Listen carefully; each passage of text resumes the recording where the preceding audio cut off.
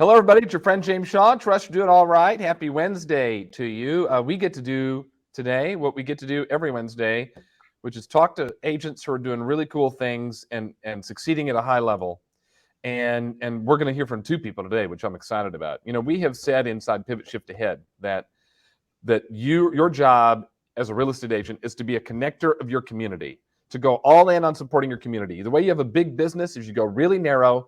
You help a small group of people, and you just grab as much of that business as you can and really, truly be connected to your community. Well, we have two ladies today that are joining us that have done that, and they're doing it through something really simple that's existed since Earth started, garage sales. And they are both having huge success with those, and it's creating opportunity for them. So we're going to learn from both Natalie and Nicole today. Natalie, you want to introduce yourself to everybody? Tell us who you are, where you're from, and a little bit about your business. Natalie Antosh from Cleveland, Ohio, on the east side of Cleveland. I cover Northeast Ohio, basically. And my business, I cater more towards the relocation and seniors. And my volunteering has to do it a lot with the senior population. That's great. You've been in business, since 2004? Yes. Mm-hmm. Good for you. Now, Nicole, you have been in business a couple of years. Introduce yourself. Tell us who you are and where you're from. Hi, I'm Nicole Romanik, and I am in northern New Jersey, pretty much anything commutable to New York City. And I have been a full-time agent since October of 2020, and I've been with KW the whole time. I like it. Let me hit the right screen. There we go. Okay, so Nicole, yeah, you've been doing this garage sale thing just a couple of years now because you're only 2 years in the business. Yeah. Why did you pick that as a way to pour into the community? I wasn't, the cold call of thing wasn't great for me. It was bothering my soul. So there had been a townwide garage sale pre-COVID, and it went away. So then post-COVID, someone just posted on Facebook, is there going to be a townwide garage sale? And I said, I'll run it. And then as it turned out, there was another KW team in another town that was also doing one, and they were branding everything. So I just did it and ran with it, and it's been a great success. An R&D, right? Rip off and duplicate from totally every day. Natalie, tell us about you, because this has not been something you've done long term. This is fairly new for you too.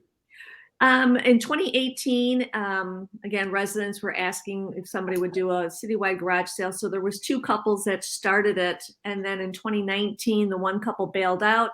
So I jumped in to help the other couple, and there was a handful of us, about 5 of us, that decided to start doing it. And at that point, the first year, they did everything by hand, and they only had signs. Our city logo was on the signs it did for the directional of each street.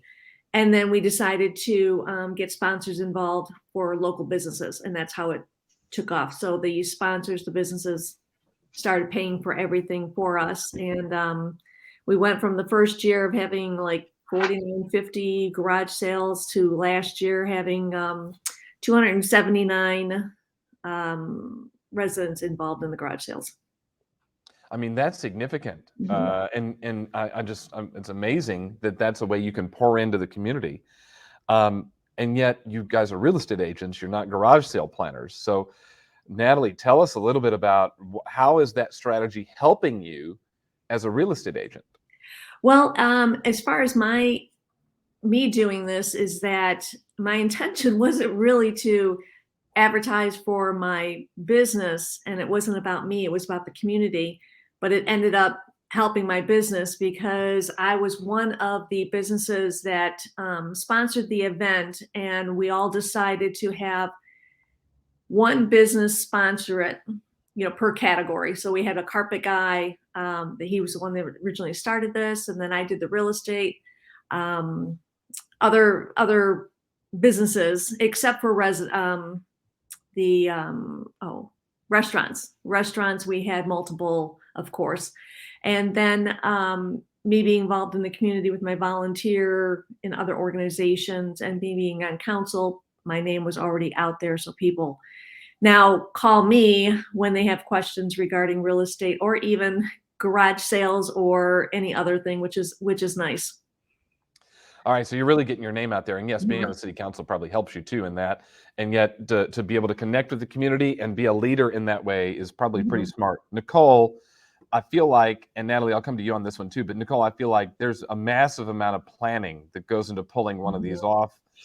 You don't decide on Wednesday you're going to host this garage sale on Saturday. Like, this is an effort. Can you walk us through some of the steps? And I want to share that both of you have agreed to share some of Mhm. your checklists and toolkits with our Inspire members. So those of you who are part of the Inspire Collective, you'll have access to various tools from both Natalie and Nicole that we'll put in the Inspire member dashboard at jamesdshaw.com. And if you're not an Inspire member, join so you have access to that. But Nicole, walk us through some of the planning on this, because I imagine there's a lot. Yes, for sure. Well, I will start with, I have a marketing calendar that I work on in fourth quarter and lays everything out, and I bring it with me kind of everywhere I go. So it starts with April 1st is when we will start signups. Everything is done in Eventbrite. I do have a VA who is wonderful, and she helps set up some of the systems for it, but the Eventbrite captures everyone's data, and then I follow up with phone calls, emails, all kinds of different communication, and it becomes something that's just ingrained in my day. I'm calling people within my lead gen time, checking in and just asking if they have questions about anything, also saying thank you if they've been with us before. The Eventbrite asks a lot of information, and then it all goes into a chart. And then when I talk to people, I know exactly what to say and how to say it. But there is a lot of preparation that is very well organized in my calendar, and there's now to this point a very good system of how it works. And you said this is a 6 to 8 week process, right? While you map out the calendar in October, Yep. your garage sale is in April, if I recall, It's or it's in May. May. It's in So May. in January I just do like a save the date on social media and in my newsletter drops. And then April 1st is when the official sign up opens. And then there's weekly reminders about signups. 2 days before the event, we give away we have like the big 18 by 24 lawn signs that go on everyone's lawn. Throughout that process, we're also continuing to post on social media, and I have signs that go into local businesses with like a scan and a QR code, and people sign up that way. There's a lot of different social media aspects. So we get a good amount of signups. We get a good amount. And then people complain they didn't see anything. Yeah. Join the club on that one, friend. I Oh my can't goodness. imagine, James. Oh my God. Natalie, so yours is in the summer, and I Yes. imagine you've got quite the ramp up as well, right? Yeah, we start in May. I contact our city rec department to see what weekend there's no event going on in the city. And it's usually based on the swim meets or the softball tournament. So it's usually in July. The first year was the end of July, and then the middle of July the next year. We're back to the end of July, and we advertise, tell the people that you can have your garage sales Thursday through Sunday or any of those days. We advertise they start at 9. They can have them as long as they want throughout the day. And then in May, we start dividing up amongst the volunteers and going to all of our businesses, asking them if they want to participate and being a sponsor. We have the breakdown of what it costs to be a sponsor and what you get for each level. And then we also really try to tell them, offer some kind of discount or something to get people into your store, your restaurant during that time. And people usually have to mention, either show the flyer or that they're part of the garage sale event to get that discount or promotion. And then in June, we set up a QR code that has a Google link that people can start signing up. And when they sign up, they have to give their name, phone number, email address, and then we have a whole list of items that they have to check off what they're going to have in their garage sale, what days they're going to have, and if they're willing to help us distribute the signs on the ends of the streets. And then in June, along with advertising on Facebook and asking people if they live on the corner house, if they give us permission to put signs in their yards. If any addresses did not get back to us, I start knocking on those doors, introducing myself, and asking them if we could put a garage sale sign on June. And then in July, the Wednesday before the event, that's when all the volunteers meet with me 4 to 7, pick up their signs. They know what streets to put them on. And then we blast the QR code of the list of all the garage sales of throughout all the Facebook pages. And we also do the advertising on Facebook. There's a ton that goes into this. Inspire members, log into jamesdshaw.com right now and go download these resources and toolkits, because these ladies have it all figured out. And even Natalie, I know that one thing you found was timing wise to invite people to participate. You wanted to get that a little bit tighter to the event because you saw a lot of change in that. So you've got all sorts of systems that you put in place to help you. But here's my question for both of you. Natalie, I'll start with you. This sounds like a lot of work. What the heck is it doing to help you in your business? Tell me, how is it helping you ultimately grow your database and sell more houses, Natalie? Well, for me, I average 2 to 3 either listings or buyers needs each year just from the garage sale. And also more for me, it's just to get my name out there, and I'm part of the community to help people. I mean, I've gotten phone calls from people, just basic questions about real estate, or even, hey, do you know of a business that'll do this or that? I need help. So it's more of just awareness and helping the community. But if you're getting listings and buyers and transactions out of it too, that's Correct. a huge win. And Natalie, you've been in the business for a while there, so you've got some name recognition, and of course you're serving as an official there too, so that helps. But Nicole, for you, you're probably getting some business, but it seems like this is also a really smart way to grow a database as someone who's launching their career, which is what you've done the last couple of years. Yes, absolutely. So I have built my database with these garage sales. And it has been a really great process because it's also introduced me to a lot of people in town that I didn't know.